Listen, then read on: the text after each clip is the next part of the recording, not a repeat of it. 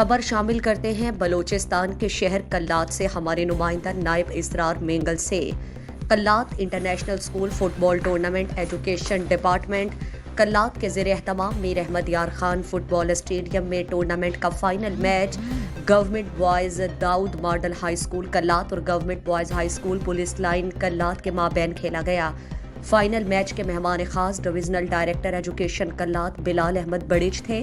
اس موقع پر district education officer Kalat عزیز الرحمان رند، district officer education Kalat Nisar Ahmed Noorzai, senior head master high school police line Haji Muhammad انور بلوچ، ظہور احمد مہر، عبدالحفیظ مینگل، آغا محبوب شاہ، عبدالعلیم مینگل، نصیر احمد شاکر، حاجی عبدالقادر، عبدالصمد کمرانی، غلام مصطفیٰ نورزئی، محمد اشرف، عبدالواحد دہوار، فیض نیچاری سمیت فٹ سال ایسوسی ایشن کے صدر ضیاء الرحمان مینگل، عبدالرؤف شاہوانی، نائب اسرار مینگل اور دیگر اساتذہ کرام اور کھلاڑی موجود تھے۔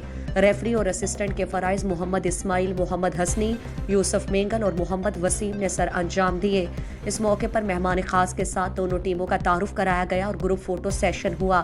میچ انتہائی دلچسپ رہا۔ میچ کے آخر تک دونوں ٹیموں میں کوئی گول نہ کر سکیں۔ میچ کو فیصلہ کن بنانے کے لیے پینلٹی ککس دی گئیں، جس میں گورنمنٹ ماڈل ہائی اسکول نے کامیابی حاصل کر کے فائنل اپنے نام کر لیا۔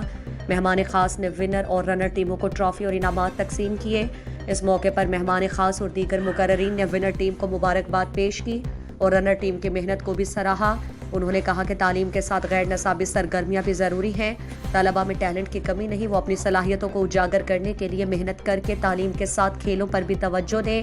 محکمہ تعلیم طلباء کی تفریح کے لیے ہر ممکن اقدامات کرے گی اور مختلف ایونٹس کا انعقاد کرے گی۔ اس موقع پر ڈویژنل ڈائریکٹر ایجوکیشن کی قیادت میں ایجوکیشن افسران، اساتذہ کرام کے مابین دوستانہ میچ بھی کھیلا گیا۔